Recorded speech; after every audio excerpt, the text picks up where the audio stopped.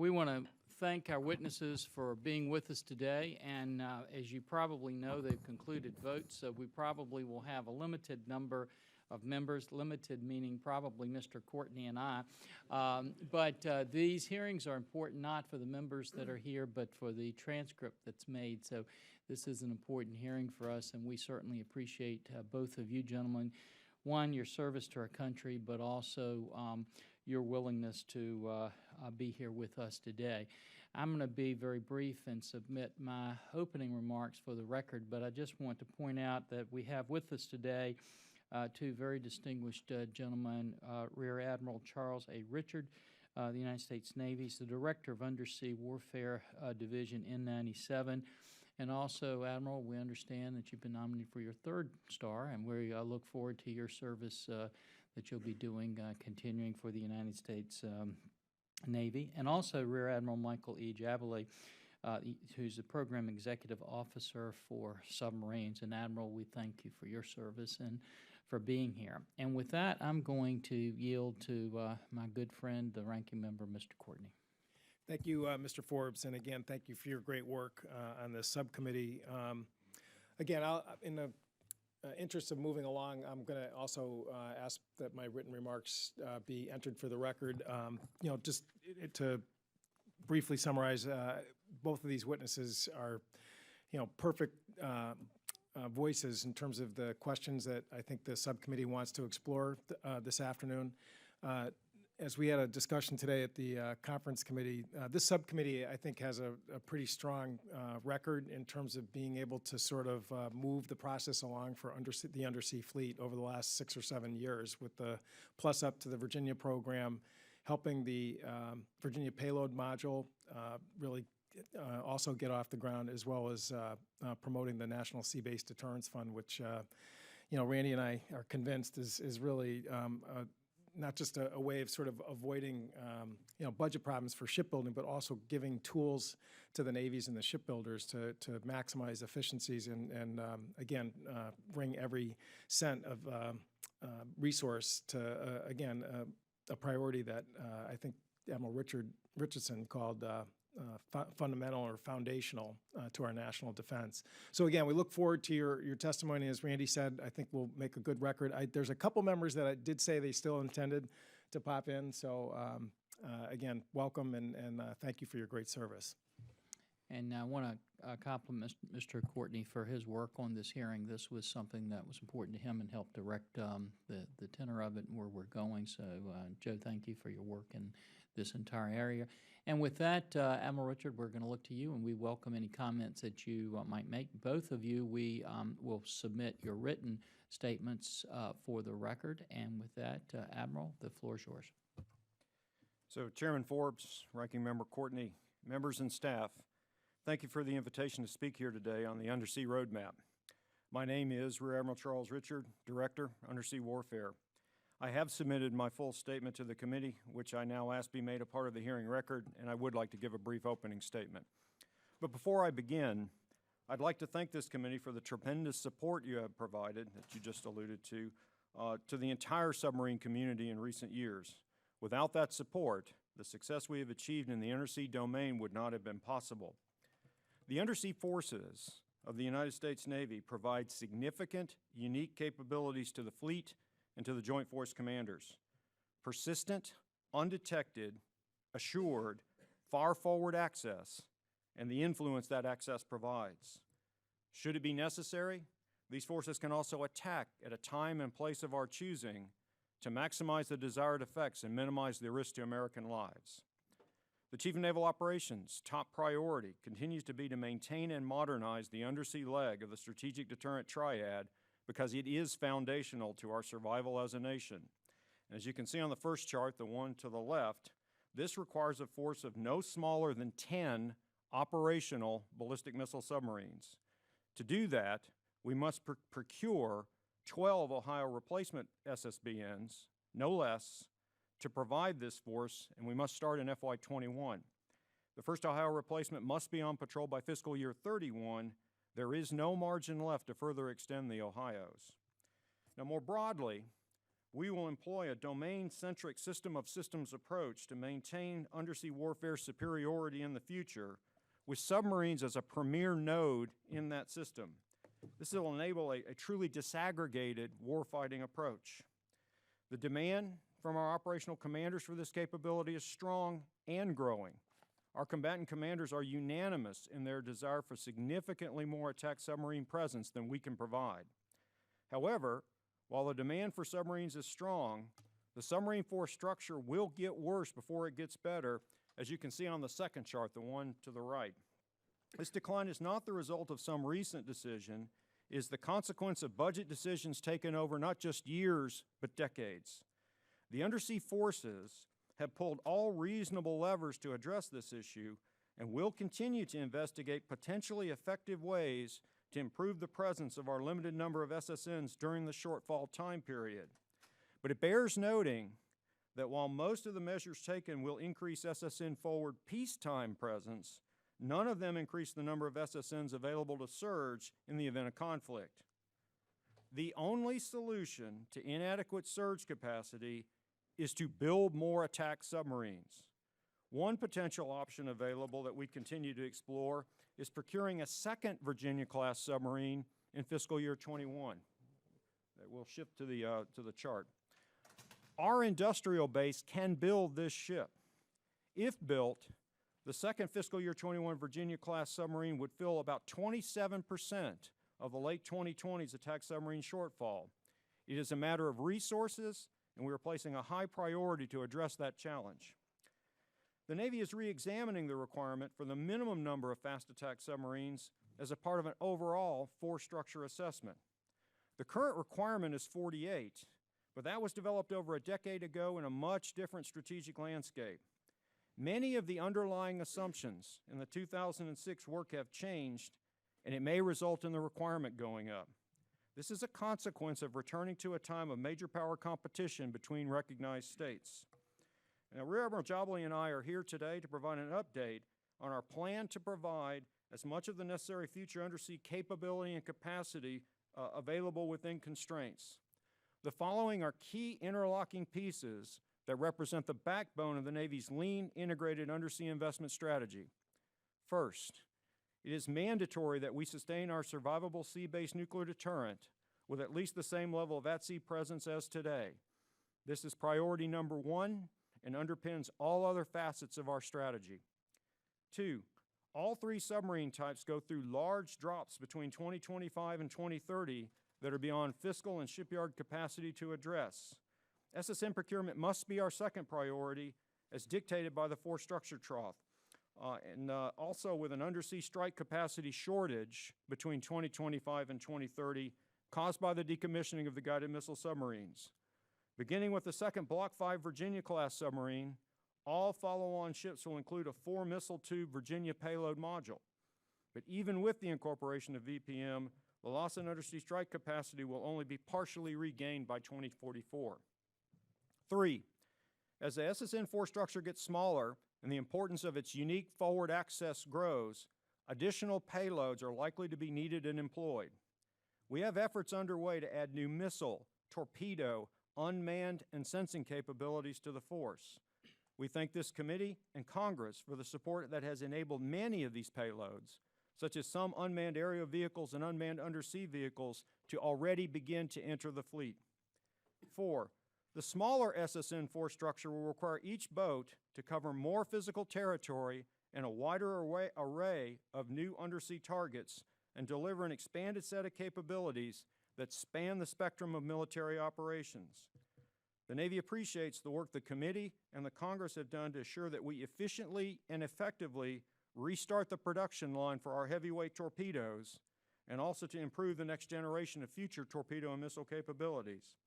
And finally, we will maintain our focus on the acoustic spectrum, but explore opportunities and challenges in emerging aspects of the environment. The future undersea force must build on the advances of the acoustic superiority program and maintain our momentum, but must also master challenging environments such as electromagnetic maneuver warfare and cyberspace. A critical enabling technology we must pursue is low probability of intercept, low probability of detection communications. The United States is fortunate to have what is by any objective measure the finest undersea force in the world. We face significant challenges to maintaining our undersea superiority, but we understand the challenges and are executing a realistic and economically feasible plan to address them. And then finally, I am excited to be a submariner in the Navy today. The men and women who are operating today and will operate in the future are some of the best and brightest and operate some of the most advanced pieces of military machinery at the far reaches of the world. I would like to thank you for this opportunity to speak to you today, and I would like to yield to Rear Admiral Jabaley so that he may make his statement, and then be happy to answer questions afterwards. Thank you, Admiral Richard. Admiral Jabaley, we're glad to have you here and look forward to your comments. Good afternoon, Chairman Forbes, Ranking Member Courtney, and members of the committee. My name is Rear Admiral Michael Jabaley. I'm Program Executive Officer, Submarines. It's an honor and a privilege to testify before this subcommittee today, and I'd like to thank you for your long and unwavering support of our nation's undersea warfare programs. We are entering an especially dynamic period of undersea force development that I'm excited to discuss today. I have submitted my full statement to the committee, which I ask be made part of the hearing record, and I will now make a brief opening statement. Admiral Richard discussed the Navy's #1 priority, the Ohio replacement SSBN. To expand on the criticality of the timing requirement for delivery of the first Ohio replacement, remember that the Navy has stretched our current fleet of Ohio-class SSBNs by extending the ship's life from 30 to 42 years. However, it cannot be extended any further. The result is that our current fleet of Ohio-class submarines will begin retiring at 1 per year starting in fiscal year 2027. The Navy can wait no longer to replace this critical asset. As a result, in addition to the roughly $700 million in RDT&E funding, this is the first year that the Navy has requested SCN, Advanced Procurement Funding, $773 million for FY17, to begin construction of the first ship in 2021. This AP funding will be used to complete the detailed design of the ship. Stable funding is necessary to achieve delivery by 2028 and patrol by 2031. On cost, the Navy takes its stewardship of taxpayer funds for this program very seriously. The Ohio Replacement Program effort began first and foremost with establishing the right requirements for the program. 2015 saw the completion of a number of significant benchmarks in the program's life cycle. In August 2015, the Joint Requirements Oversight Council, or JROC, validated the Ohio Replacement Capabilities Development Document, defining the authoritative, measurable, and testable capabilities needed to perform the mission. The program also went through the Navy's Gate 4 review process this past November, ensuring the proper requirements are in place and establishing the program's technical baseline. Controlling that technical baseline going forward is equally critical in ensuring program success and diminishing the potential for cost overruns in the future.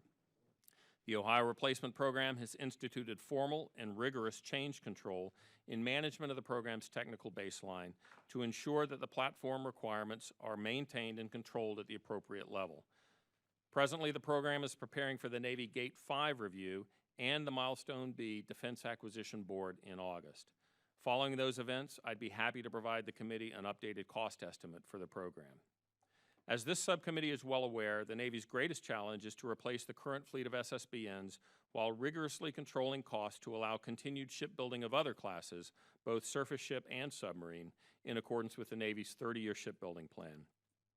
While the Ohio Replacement Program clearly requires a significant funding effort, increasing ship procurement funding for SSBN recapitalization is historically consistent with the 41 for Freedom and Ohio-class procurement periods.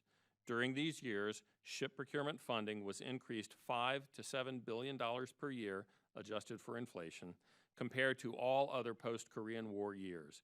We appreciate the subcommittee's special interest in this matter.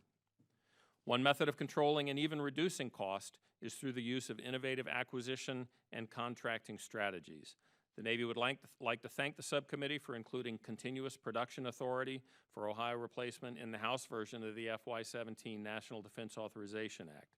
This authority would play a key part in reducing schedule risk for both the U.S. and U.K. SSBN missile tube construction programs as the missile compartment projects to be a critical path in the construction timeline. In addition to schedule risk reduction, Continuous Production Authority will assist the program in achieving maximum economic advantage. Procuring high-volume, high-value components such as missile tubes in continuous production lines will provide savings opportunities through manufacturing efficiency, increased learning, and the retention of critical production skills. On the attack submarine, the Navy continues to deliver Virginia-class submarines ahead of schedule and within budget. The program has been delivering ships for 11 years now, with 12 delivered, 11 under construction, and 5 more under contract.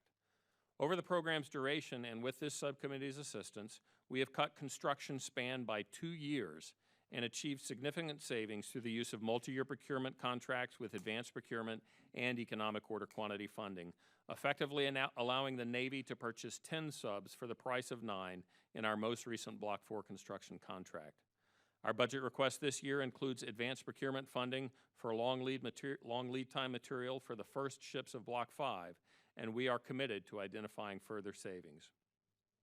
As Admiral Richards stated, since the Navy will fall below the force structure requirement of 48 attack submarines in the late 2020s, it is critical that we continue to deliver Virginia submarines ahead of schedule and within contract cost at a pace of 2 per year for as long as fiscally possible. The second Virginia in FY21 would in particular be the most valuable addition to the shipbuilding plan, as it would deliver just as the Navy starts to fall below the 48 SSN requirement, and will be in service since its initial design. This initiative is in accordance with the Chief of Naval Operations' Undersea Dominance mandate to pace the future threat. This program guarantees our submarines' acoustic superiority in the undersea domain through the mid-century. The South Dakota Insertion Program will serve as a technology demonstrator for acoustic superiority when this technology is outfitted on USS South Dakota in 2018. As the shipbuilders continue producing 2 Virginia-class submarines per year, along with the introduction of Ohio replacement and Virginia payload module and acoustic superiority, there will undoubtedly be a significant increase to the workload of the nuclear shipbuilding industrial base. The Navy has developed the optimal submarine unified build strategy for concurrent OR and Virginia-class production using the guiding principles of affordability, delivering Ohio replacement on time, maintaining Virginia-class performance with a continuous reduction in cost, and maintaining 2 shipbuilders capable of delivering nuclear-powered submarines. I would like to emphasize that both shipbuilders were equal partners in coming to a consensus that serves both the Navy and the industrial base well. We also enlisted a team of acquisition professionals. The Navy is looking at the feasibility of constructing 2 Virginia-class submarines in the same years we construct Ohio replacement. In addition to providing a report to Congress, I would be happy to brief the subcommittee on the results of this analysis when complete. In conclusion, I would like to thank the chairman, the ranking member, and the committee and staff for your continued support of our endeavors on behalf of our sailors and civilians, and for the opportunity to appear before you today. Thank you, and I look forward to your questions. Admiral, thank you. And I know that some of our members may have flights to catch to get out of here, so I'm going to defer my questions until the end. And with that, I'd like to recognize Mr. Courtney for any questions he may have. Great, thank you, Mr. Chairman. As the chairman said, even though we don't have a full boat here in terms of members, the record that's being created is incredibly important and useful. And I would just note, Admiral Jabaley, your comments on continuous production as we go into conference is extremely helpful in terms of focusing folks from both chambers on the value of what this subcommittee did. And I'm sure we'll, if not just excerpt it, we may frame it when we bring it to the conference committee. To provide an independent assessment of the submarine enterprise. This extensive analysis resulted in the final agreement. General Dynamics Electric Boat will be the prime contractor and delivery yard for Ohio replacement, while about 22% of the labor hours for Ohio replacement will take place at Newport News Shipbuilding. Both contractors will continue delivering Virginia-class submarines. The Navy plans to negotiate Virginia delivery details at each block contract, ensuring workload is apportioned between the two to best support the goals and priority of Ohio replacement and then Virginia deliveries. Presently, again, your testimony here to both of you, I just want to reassure you this is extremely valuable and important. I'm just going to ask a couple questions and then defer to the other members. Again, both testified that the 2021 second Virginia class is a priority for the Navy in terms of trying to mitigate the trough. I guess, again, I just would ask you to just sort of confirm, your confidence level in terms of the shipyards being able to handle that. And then also, if you have any, I know you said a report will be coming on the later years, but just, in terms of where the shipbuilding plan was, 6 months ago, 18 months ago versus today, whether, again, the confidence level is growing as far as the industrial base capacity to handle that order. Ranking Member, I will start off with, we have long aspired for additional attack submarine capability. We have known that this trough was coming for a long time. The requirement is 48, and we are in a world environment that has changed since 2006, and without speculating on the outcome of the force structure assessment, I'm pretty confident that the value of each attack submarine we have is only going to go up. So now that we have this opportunity, there's a clear warfighting demand signal for it, and that is driving us to look for every opportunity to provide this. Admiral Jabaley is going to talk for a second in terms of the ability to deliver it, and then I'll finish with some thoughts in terms of how we'll go about putting a priority towards the resources, sir. So Admiral Richard talked about the strategic landscape and why it's so important that we maximize the opportunity for submarine force structure any way we can. We also talked about how the 21 submarine in particular is important because it delivers in time to start filling almost the entirety of the trough with one additional submarine in every year. From a shipbuilding standpoint, what gives us confidence that we can affordably produce this submarine while we begin the production of the Ohio replacement is a couple of things. First, as the design of the Ohio replacement SSBN continues to mature, and we know with better and better fidelity what that ship will look like and how we're going to build it, we are able to work with the shipbuilders to produce a more detailed integrated enterprise plan for construction of Ohio replacement and Virginia simultaneously. And as that process has matured, what we have come to understand is that the real value is in continuing the steady cadence on the Virginia side, because you can do that at the initial stages of Ohio replacement without a significant overlap or competition between the two programs. The facilities that we are building to produce the Ohio replacement are separate and distinct from those that we're using for Virginia-class submarine. There is obviously an overlap in terms of the workforce, the personnel required, but because the Virginia-class build span at that time should still be nearing 5 years, we anticipate a bit of a setback when we incorporate the Virginia payload module, but it will quickly get back down to 60 months or 5 years. The Ohio replacement initial hull is scheduled for a 7-year build span. So adding in the second Virginia in 21, coincident with starting to build the first Ohio replacement, we are confident that we can do that without a significant capacity expansion on the part of the shipbuilders. As I mentioned, we're not yet done analyzing what it would take to do that throughout the entirety of the Ohio replacement build, because you get the stack up of parallel production of Ohio replacements as you get further and further into the build. So when you're looking at authorizing the second Ohio replacement in 24, and then the third one in 26, and then 1 year thereafter. So by the time you're in 2026 and 2027, you have 3 and now 4, and then 5 Ohio replacements in parallel production. We are convinced that we would have to expand the facilities to sustain 2 per year Virginias during that time frame.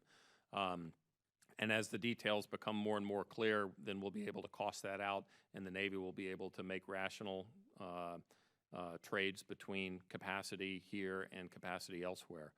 But we are convinced that the FY21 second ship is achievable without a significant investment in facilities for the shipbuilders. And one other question, you mentioned, Admiral Jabaley, the acoustic superiority initiative with the South Dakota. Why is that a priority? I mean, there's obviously a lot of sort of defense press that talks about, is the undersea realm really going to be as opaque as in the past, and metadata, et cetera? And maybe you could just sort of elaborate about whether, why the acoustic superiority investment. Sure. I'll make a brief remark and then let Admiral Richard address it from the requirement standpoint. But my career in submarines started. I got the end of the Cold War. I was stationed in Italy when the Berlin Wall fell and the Soviet Union pulled all of their ships out of the Mediterranean, and then for a couple of decades, decade and a half, we really thought that that submarine warfare had changed to a littoral-based event. In the last 6 or 7 years, we have witnessed a renewed effort on the part of peer competitors, in particular Russia, with building high-end, very advanced, very quiet nuclear submarines.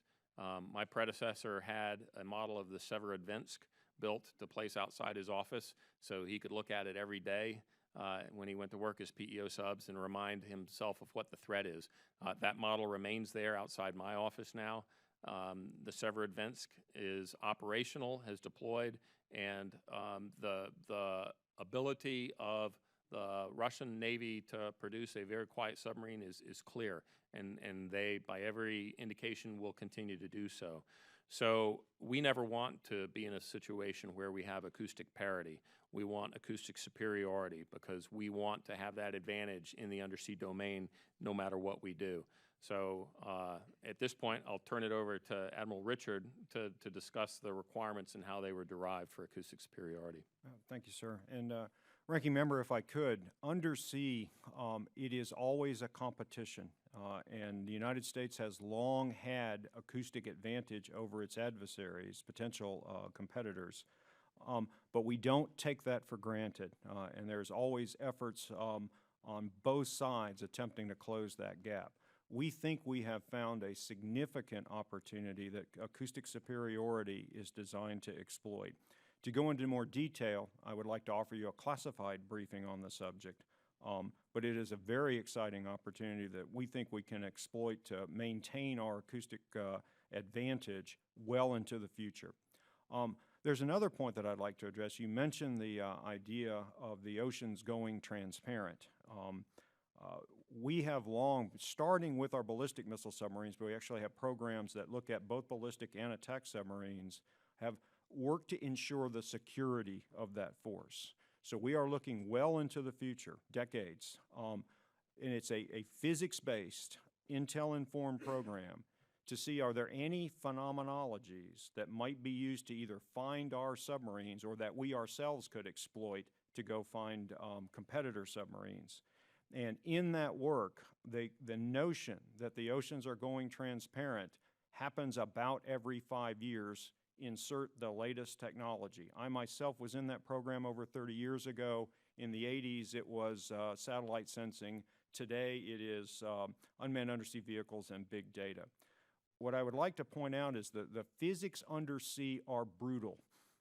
Electromagnetic waves, radio waves, travel short distances in water. So the opportunity to use a sensing technology like radar doesn't exist. Acoustics does, but it gets distorted, and it takes great skill to be able to interpret that.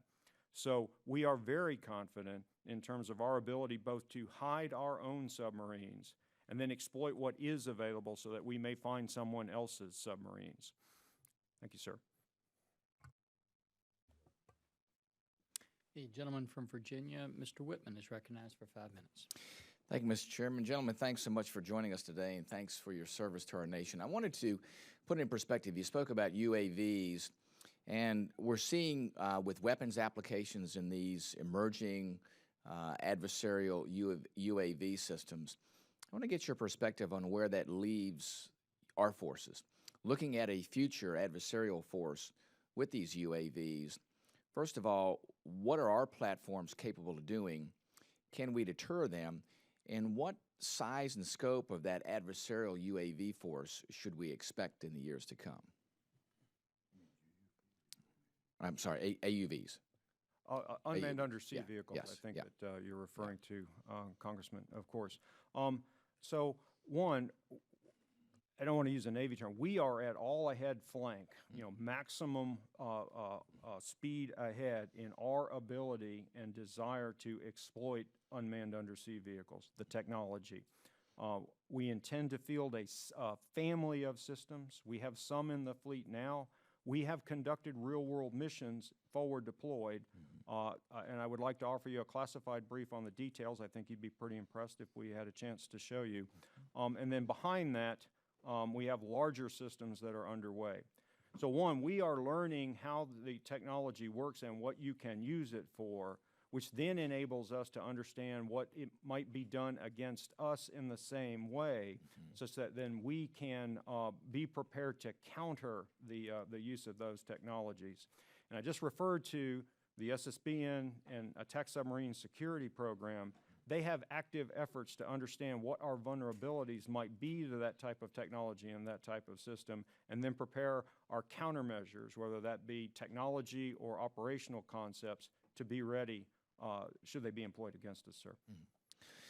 Let me ask this. Tell us about the new and emerging technologies in electromagnetic systems, and are the technologies there available to be used in these autonomous underwater vehicle systems? Congressman, absolutely. Many of the pieces in an RF system benefit from Moore's law, right? The ability that the rate that processing improves. In fact, so new architectures such as a software-defined radio, where most of the work that is done in software and not hardware, UUVs are an ideal place to exploit that technology. But the other piece we have to be mindful of as we push down those lines is what parts of the system do not get to exploit advances. Antennas, for example, are not affected by Moore's law, and we have to be equally creative in overcoming those limitations so that we can put end-to-end systems together. And again, the final point is we use technology to accomplish missions, right? Not the other way around. And so we will go look at the missions that we have to accomplish and look at a wide range of technologies, whether it be new or old, to find the best way to go accomplish the task we've been given. In looking at our rivals' efforts in anti-access area denial efforts, how does the Navy look at being able to, within that scope, determine how you would most effectively deploy and apply these autonomous underwater vehicle systems? Well, again, Congressman, I would go back to you use a system of systems approach, right? And so you analyze the capabilities that a potential competitor has put together in terms of his system, and then determine what vulnerabilities, weaknesses, asymmetric advantages can you bring to bear. The submarine force itself has long been one of the asymmetric advantages the United States could bring to bear. Unmanned technologies enable us to extend that further. You may have heard in the past the term dull, dirty, and dangerous applied to the use of unmanned systems. I think that's too limiting. It's dull, dirty, dangerous, or otherwise impossible, that we should start with the missions that it is not possible to do today, utilize this technology, and further find ways to extend the advantage the undersea forces provide to the nation. In the realm of UUVs, there's a lot of technology that occurs very quickly, and we would hope that it could be applied quickly. Under the current system of acquisition and procurement, are we capable of taking the technology that develops literally on a daily basis, put that into practice, and apply it and get it to the fleet within a quick realm of time? Yes, we are. It requires a multifaceted approach, but there are several opportunities for us to do rapid prototyping and, as we call it, getting things wet. So the operation that Admiral Richard alluded to was one that we conducted on the USS North Dakota, and it was especially impressive because it occurred between her delivery and before the start of her PSA. So a ship that was delivered out of construction and was deployment ready right away. And what we did is installed a dry deck shelter on her and then took 2 commercially available UUVs, the Remus 600s, and she did a real-world operation where she deployed those UUVs on a rotating cycle so they could go off and do the work that the submarine didn't want to have to do, and the submarine could do other things while the UUVs were out there. And so through the leadership of Commander Submarine Forces, Vice Admiral Mike Connor, and now Vice Admiral Joe Tafalo, that program was instituted and run through the Undersea Warfare Chief Technology Office, through the assistance of Newark Newport, Newark Keyport, Submarine Development Group 5, DET UUV out in Bangor, Washington. They all work together to field that operation and produce a real-world mission completion, which was very impressive. We continue to do the same things, exploring every opportunity, and with the philosophy of, let's test these things out. Let's see what we can do for developing the concept of operations, and then figure out what we want to go by. We're also doing the same with submarine-launched unmanned aerial vehicles. The Blackwing UAV is a 3-inch launcher deployed aerial vehicle that communicates back to the ship and relays full-motion video out to line-of-sight distance and greatly expands the reach of the submarine sensors. So we are able to do this. We are using alternate methods within the acquisition framework to test items out, figure out what works, and then figure out what we want to buy as a Navy. Very good. Thank you, Mr. Chairman. I yield back. Thank the gentleman. The gentlelady from Hawaii is recognized for 5 minutes. Thank you, Mr. Chairman. Admiral Jabaley? Jabaley. Just to follow up on Mr. Whitman's questions, as you're going through and testing these different AUVs or even the UAVs, what are some of the risks that you foresee in testing these platforms, and what precautions do you feel need to be addressed in order to kind of address any potential liabilities? I would say that the two biggest risks are cyber and then the energy source. So anytime you deal with a commercial off-the-shelf item, you have to make sure you understand what the provenance is of the components that go into it, the programming that goes into it, where the circuit boards came from. So we have a very rigorous process to go through that with the contractor and understand what it is that we're buying. The second thing, the energy source, everything that we are testing will be deployed from a submarine. So we have very critical safety standards for items that we bring onto the submarine. Lithium-ion batteries have a checkered history, so we are working very hard to use what's called a speed-to-fleet program to develop a safe way to store, charge, use, recharge lithium-ion batteries in unmanned vehicles that will be deployed from submarines. Both of those risk items are manageable. We have very active and, as I said, rigorous programs to ensure that that we don't incur a risk that we're not willing to accept. Integrating these technologies into the current Navy surface and subsurface platforms are something that we've talked more of other military applications. Do you see any capacity for these systems to be implemented or used by the SEALs or any special warfare units? Absolutely. And there are things that we are testing, again, that I'd be happy to brief you in classified session that do just that. But many of the vehicles that are being developed, some are deployable from either a submarine or a surface ship. Some are from submarines only, some are from surface ships only, but we look at the whole span of capability and how best to use it in both a whole Navy and even a joint environment. Great. Thank you. Thank you, Mr. Chairman. I yield back. Gentleman from California, Mr. Turner is recognized for 5 minutes. Thank you, Mr. Chairman. I'm going to do what lawyers say not to do and ask a question I don't know the answer to. I just played congressman on TV, too. It's crazy. So here's a question.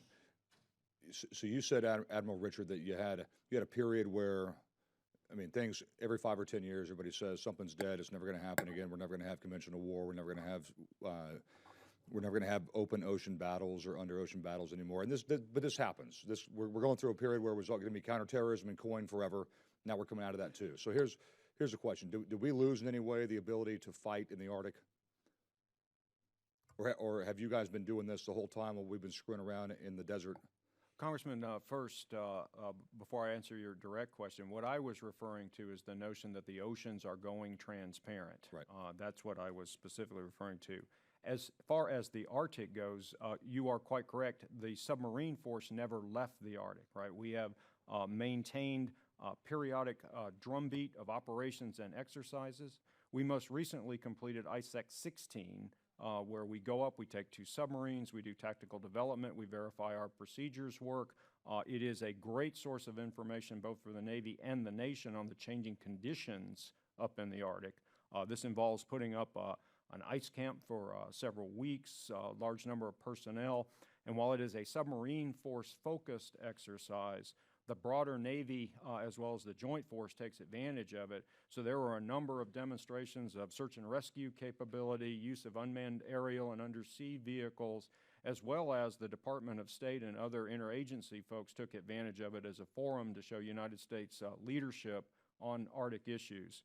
ISEC 16 followed the one in 2014, and we've been doing this every 2 to 3 years. Yes, you've been doing them. We have, yes, sir. So this is not secret. I know this because I talked to General Dumford 2 days ago, and he told me this over the phone, so it's not secret, so I'm going to go and throw it out there. There is no ice-breaking capability called for in a Arctic competitor clash. There's no ice-breaking capability that's in the O plan.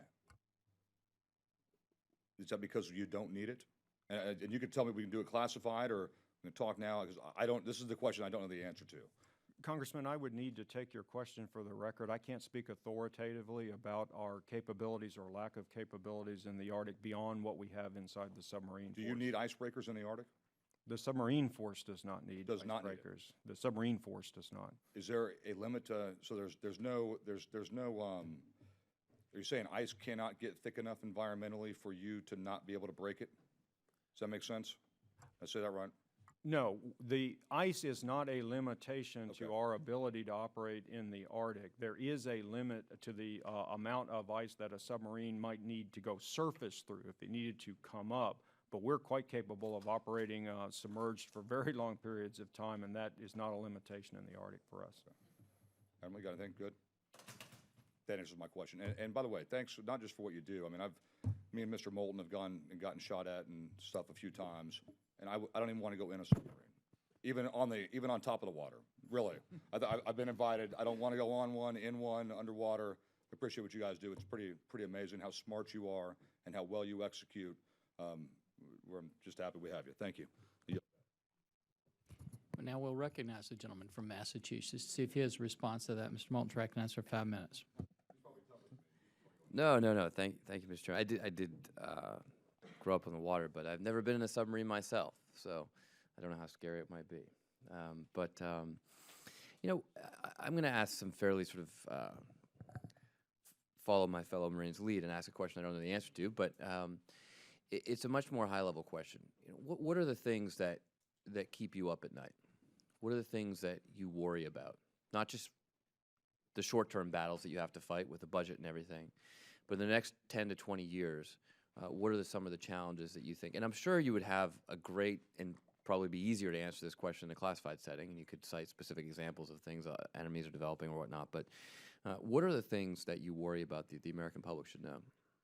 Congressman, I'll go first on that, and if I could, I'd start with the things I don't worry about, right? I have very high confidence in our forces, their leadership, and our ability to execute the missions that we've been asked to do today. And I don't need to go into a classified forum to tell you what I am worried about. What keeps me up at night is my fear that this nation takes for granted the benefits it achieves from strategic deterrence. Right? We have not had nuclear use for over 70 years. So we've enjoyed 70 years of nuclear non-use. We have enjoyed 70 years of no major power war. We've had wars in the last 70 years. Y'all have been parts of them, right? And we have lost great amounts of blood and treasure, but that pales in comparison to the level of violence that was World War II. And I submit that strategic deterrence is a key reason that this world has not had to endure sacrifice like that. And so when it comes time for the nation to make the decision to recapitalize its strategic forces a decision that this nation has wisely made twice in the past and paid a small premium to buy us a defense against our only existential threat. I worry that we have been so successful over there. That's what the point behind Chart 1 is. We have been doing this for a long time. This goes back to the early 60s. Yeah, I guess, my concern with that, and I agree with you fundamentally, and there's no one in this room who thinks that we don't have to have a successful nuclear deterrent. We're all on the same page there. There are some disagreements on the details of how you get there. And one of the things that concerns me is that we have to be very serious about deterring Russia, especially under Putin, who's completely unpredictable. And I think, it's not inconceivable that he could use nuclear weapons in a first use scenario. But we also have to be concerned about nuclear terrorism. And the problem with a nuclear armed terrorist is that the conventional deterrence doesn't work at all. It's really meaningless, in fact. So we have to balance our, how much we spend on, for example, our strategic forces versus non-proliferation efforts to secure fissile materials. Can you just comment on that a bit and how you see that equation playing out over the next 10 years? Well, Congressman, what I would offer is, one, I agree with you. The obligation of the United States Navy and the Department of Defense is to defend the nation against all the threats that it faces, not some selective subset. This capability is not designed to defend or deter against every threat that the nation faces, but it is designed to deter against a stack that there is no other way for us to do that. And so, again, having twice made a decision at about the same order of magnitude, I think it would be prudent for the nation to make it again, and then additionally, if necessary, find the capability and resources necessary to deter against additional threats such as a nuclear armed terrorist. Sure. Congressman Moulton, first I'd like to remind you, I'm sure you already know, but the submarine that we will start building next March will be the USS Massachusetts, and it'll be delivered in 2022. But I don't want to wait until then to get you on board a submarine. So we'll take an opportunity to get you on board, and if you can pull your friend with you, that'd be great. The things that keep me up at night are much more at the tactical level. My friend Admiral Richard is paid to think at the strategic level. I'm paid to work at the tactical level. So the thing that keeps me up at night is the amount of work that the submarine industrial base is going to have to ramp up to accomplish over the next 2 decades. I don't think we can underestimate the significance of that process, both in terms of facilities expansion, manpower, resource expansion, the sheer act of figuring out how to build 2 separate classes of submarine in the same places at the same time and get everything in line to proceed to completion in time for me to deliver that first Ohio replacement platform, so his requirement for continuous strategic deterrence from the undersea forces is executed. Thank you, gentlemen, very much, and thank you, Mr. Chairman, for the extra time. The distinguished gentleman from Texas who consistently fights to have a submarine or carrier home ported in his district, Mr. Conway. Well, thanks. That's an inside joke. I live in the desert, and and I don't have any shipbuilders either. Noah's Ark was built in the desert, but that doesn't work. So I don't have a question since I wasn't here for the opening statements. You're back. The gentleman from Rhode Island, Mr. Langevin, is recognized. I'm sorry, if I could. The gentlelady from Florida, Ms. Graham, is recognized for 5 minutes. If my colleague from Rhode Island would like to go first, I'm happy. Are you sure? All right, thank you so much. Hi, gentlemen. I'm going to sort of segue from Mr. Hunter and Mr. Moulton. I am going to be going on a submarine in 4 days, July 18th, so I'm very much looking forward to it. And thank you both for all that you do. He's a wimpy. So I also have the honor of representing the north part of Florida, and you know there's a lot of naval activity in Panama City region, and had the chance recently to go and tour an incredible operation that's building some of these fantastical, is that a word? Is that a word? I'm making it up. Okay. these technology-driven underwater miracles that do so much. And while I was there, I was looking at all that was being done, and I thought, what is not being done that would be beneficial to the Navy? So that's sort of my question, following up on what my colleagues, Mr. Moulton, was asking. What keeps you up at night? What would you like to, if you could have the technology dream, what would you like to have developed that would help you and let you sleep better? Thank you very much, ma'am. And North Florida is dear to my heart. I have a son in flight training in Milton, Florida, but he has spent a few days in Panama City. I think that was spring break. But the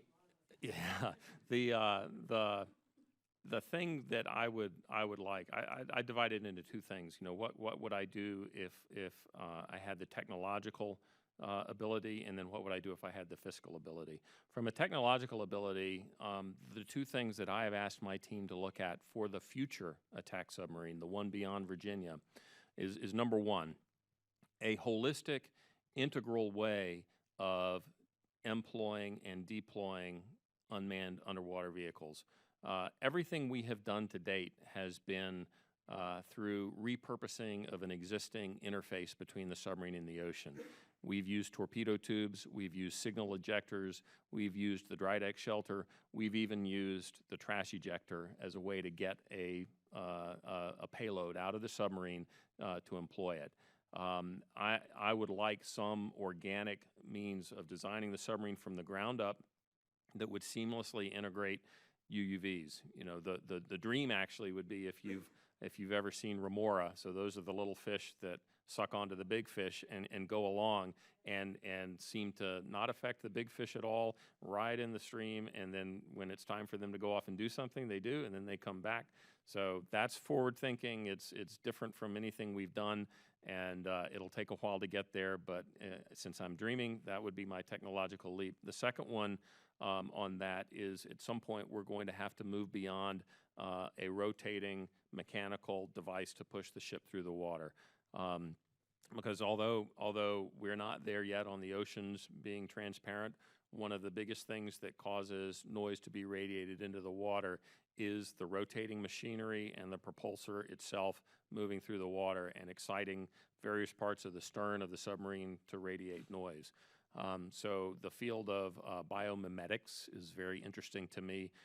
When you look at nature in action and you think, boy, it would be great if we could design something that would take that leap forward and get us into a realm that would be acoustic self unlike anything we've ever done before. So those, again, very far off, very out there type ideas, but things that we need to be thinking about to get there eventually. And then from a fiscal constraint, we've talked about the need to build the Ohio replacement. We've talked about the need to build 2 per year Virginias. But the one thing that we're not able to afford right now is an immediate recapitalization of the Special Operations Forces capacity of the SSGNs. So they have the ability to carry 2 dry deck shelters, which is very valuable to our brothers and sisters in the Special Operations Forces community. And in order to make it affordable, the Virginia payload module is focused on strike warfare alone, Tomahawk missiles, other potential payloads. So it does not recapitalize that dual dry deck shelter capability. We will have to do that at some point, and we are working on ways to do that affordably, but it's not in the plan right now.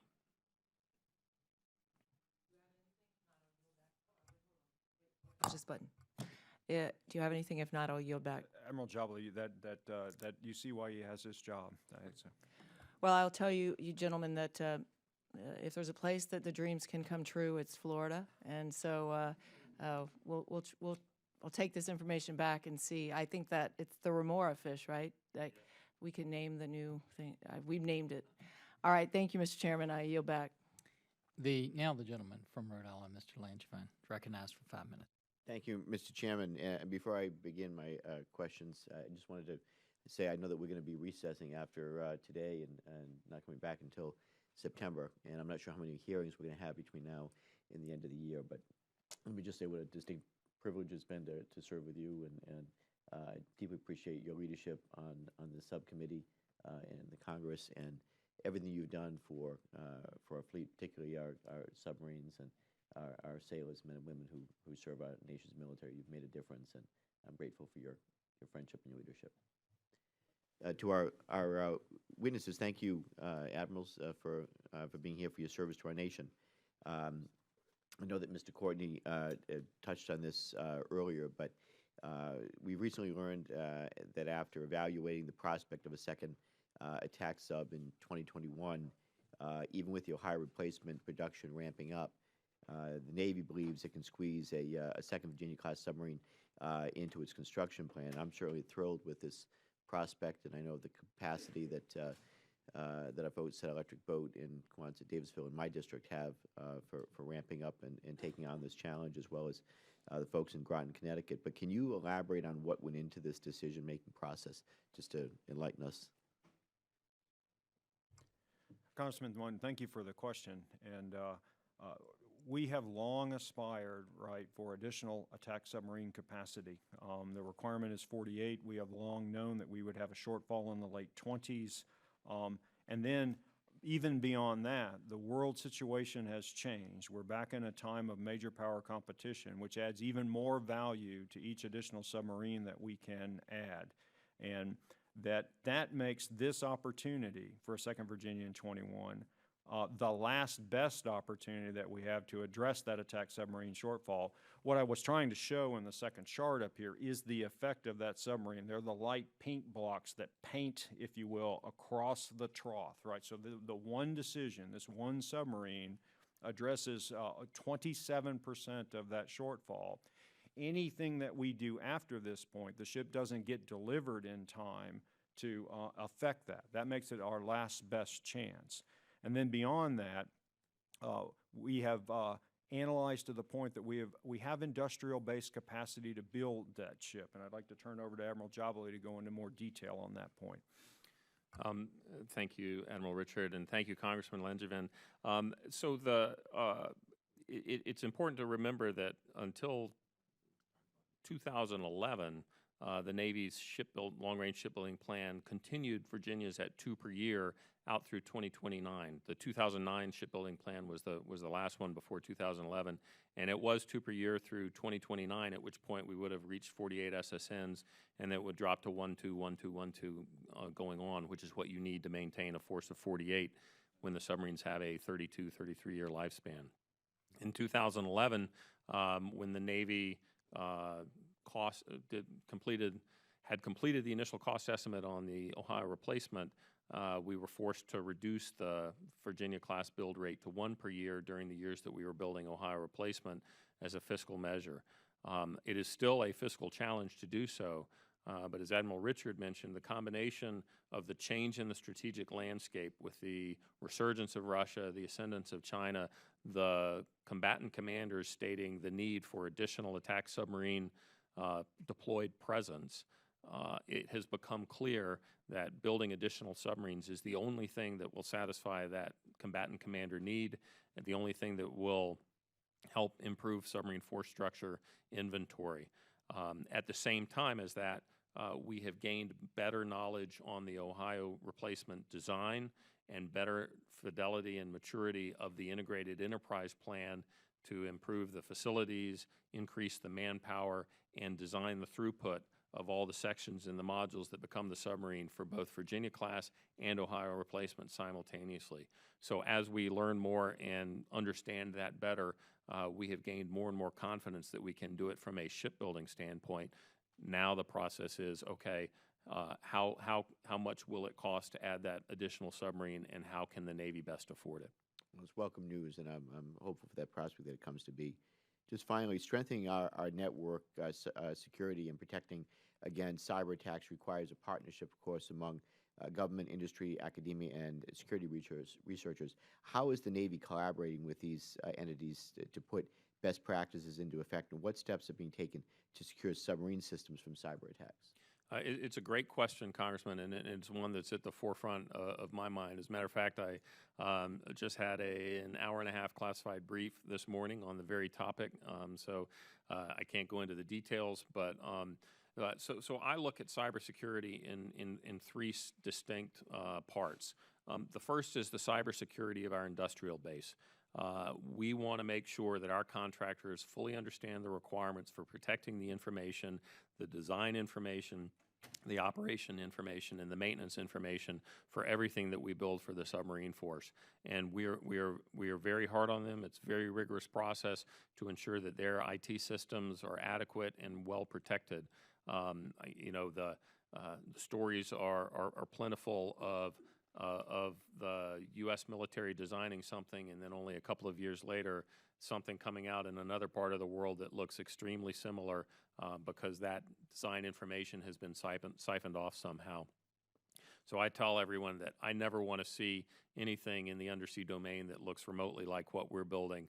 I know we're building the best, and we need to protect it and keep it to ourselves. The second bucket is the protection of the systems themselves. And this is one where we do have a very robust collaboration with industry, academia, the warfare centers, and the national labs. So the ability to protect the systems on a submarine it's a bit of a different calculus than in a system that is continuously connected to the global information grid because submarines disconnect for a majority of their time at sea. That doesn't mean they're any less vulnerable. And it's important to remember that and understand that. So we have, what we have done recently is formed a team and operating principally with Raytheon out in Manassas, done a cyber vulnerability assessment on the Virginia information systems, and the initial results look very good, but there are things that we've learned and that we'll go fix. And finally, the third bucket is offensive cyber operations, and I can't talk about that at all except to say that our submarines have capability that you would be very interested in understanding, and they're out there using it on a daily basis. Thank you for that answer, Admiral. I've been out to the Raytheon facility, and I've gotten that brief on the vulnerability testing, and I'm glad that it's happening among other things. But Admiral Jabaley, Admiral Richard, thank you both for your service, and I yield back. I just have two closing questions to pose. One, Admiral Jabaley, we know that you've talked about the importance of the authority for continuous production, but if the Navy does not get that this year, can you tell us what's the practical impact in terms of cost and schedule if Congress doesn't provide that authority? The practical impact would be a loss of an opportunity of 1 year to start the continuous production and get that really twofold. First, get the cost savings on the next group of missile tubes that will be procured. And then the second is it would delay by 1 year the ability of that missile tube industrial base. We have several vendors that produce those for us. It would delay the ability of us to begin that ramp up to a stable production cadence. And in doing so, you would delay the ability to really start going down the learning curve, which is, I'm sure you know, the ability of a manufacturing production enterprise to incorporate lessons learned as you build subsequent articles and do it in less time at less expense. So it's really an opportunity lost. Would we still be able to build missile tubes? Obviously we would, but without the cost and schedule benefit of continuous production starting now. Admiral Richard, we sometimes in this committee and sometime with the Pentagon, sometime in our discussions, we talk in terms that we understand, but we don't paint pictures for the public. And we sometimes gloss over things because we just tend to know them and just assume them.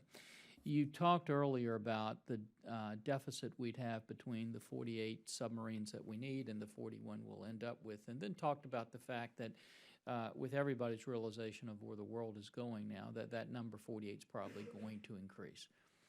Paint the picture for us to give to our other policymakers. Don't just tell us it doesn't meet the need we have, or our combatant commanders. What's the risk to the United States of America and to our national defense if that gap is too large? Mr. Chairman, So first, it's important, I think, to look at, what has changed, right? I've alluded to a number of assumptions. So in 2006, we had a very different relationship with Russia. And the relationship we have now may require additional forces to set conditions that we'd like to have, right? If we don't have those forces, right, we will be challenged to go execute the plan that we want to go to. In 2006, we didn't have countries, more than one, operating ballistic missile submarines capable of attacking the homeland directly. We may require additional force to provide an adequate level of security against an issue like that. We have not seen a level of operations by other forces, other countries, like we're seeing now. It will constrain our ability to take a preferred courses of action in order to deter that type of operation. So it constrains the geographic reach that you have. It controls the amount of time that it takes in some cases to accomplish what you want to accomplish, and it may constrain the choices we have to make because we didn't have a full range of available options to give our leadership. Good. Mr. Courtney, I believe, had a couple of follow-up questions. Right. Thank you, Mr. Chairman. Admiral Jabaley, in some other settings you've talked about, again, that trough and possible strategies to mitigate the trough. Obviously, we talked about the second sub in 2021. I mean, one other sort of, I think, normal reaction looking at the tile chart there is whether or not there's a way to maybe, again, push out the Los Angeles class subs, the ones in gold there, to maybe push them out another year or two to help, again, with mitigating the dip. And is that something that you guys are looking at? Oh, absolutely, sir. When we made that change and which resulted in the trough, made the change of going to 1 per year Virginias, the CNO chartered a study that said, okay, go tell me how I can mitigate the risk that's incurred by the fact that I've now produced a trough where I'm below 48 SSNs. And the study returned 3 principal actions. The first was to improve the build span of Virginia-class submarines. The USS Virginia was initially planned to deliver in 7 years or 84 months. She was delivered in 86 months, which is pretty good. But we needed to get one way to get more subs in the force is to turn them out earlier. So we have taken 2 years off of that build span. Mississippi, which is our fastest delivery to date, delivered in 62 months. So that's a full 2 years ahead of where we were on the Virginia, the lead ship of the class. The second way to mitigate that risk was exactly what you said, selected life extension of Los Angeles class submarines. So as every submarine in the fleet nears its end of life, at about the 5 or 6 year point, we sit down and sharpen the pencils and extrapolate out the use of the fuel in the reactor core and start doing a material condition assessment on the status of the ship's hull itself. The tanks, the pressure hull, the superstructure in the sail, and make sure that we understand what would have to be done to that ship in order to extend its life.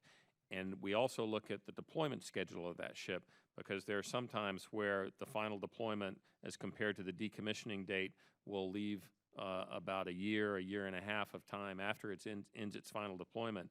And so maybe you would only need to extend it 4 or 5 months of life, and then you could get another full 6-month deployment out of it before decommissioning. So we do all that comparison and then do a kind of a cost-benefit analysis. First, is it safe to do so? Second, what maintenance would we have to insert into an availability 2 or 3 years before the end of life? And then we sign up to do it and extend the life. The third means of mitigating that risk was selected extension of deployments beyond the nominal 6 months to the 7 or 8 month length. And we have done that extensively throughout the submarine force. That has a counterproductive effect as well, because on deployment, you're underway upwards of 85% of the time, so you are expending more fuel. So that has a direct impact on the ability to extend latent life on the second step, as it were. So those 3 steps have been going on for really almost the last 10 years, and they have produced a benefit. However, that benefit has primarily been felt in the presence side of the naval equation. You know, how many ships can I keep on deployment at any one time and satisfy the combatant commander's peacetime mission requirements? What it cannot do is provide a projection benefit.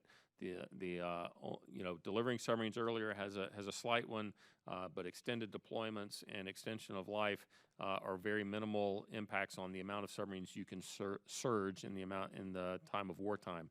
The only way you can do that is actually add ships to the shipbuilding plan, and that's another reason why that second ship in 21 is so valuable. Right. Well, again, thank you to both of you. I mean, your testimony has just been really very focused and clear. And that's, again, the kind of tools we'll need over the next month or so with the defense bill. So, again, thank you for your testimony. I yield back. Mr. Conaway. Admiral, I think you may have just answered it. The chart is based on an optimum deployment schedule that is, you said 6 months. So all of that assumes an optimal deployment schedule. Is that correct? Or does that already have built into it the extensions and everything else that you're talking about, that we could buy more time on boats and that kind of thing? That chart is simply an inventory chart. The benefit you get out of every submarine on that chart is one place you can swing the needle. So for instance. So what would that, I guess, maybe that's classified, I don't know, but what would that chart look like if in fact you said we would go to 7-month deployments? It would look exactly the same, because that chart does not portray what you're talking about is a presence chart. So, a requirement of, if, for instance, for the SSGNs, we have a 1.0 presence requirement. There has to be 1 SSGN on deployment in the LANT and 1 in the PAC at all times. And that type of a chart would be modified by how long the deployment is. So this is just strictly the number of boats. This is strictly inventory. This This is how many submarines do we have in commission, and how many attack submarines do we have in commission at any one time. Okay, thank you. You're back. Gentlemen, as everybody has thanked you for your service, we once again do that. Thank you so much for taking time to be with us on this afternoon, and we appreciate all the advice and counsel you continue to give to this subcommittee. And with that, we are adjourned.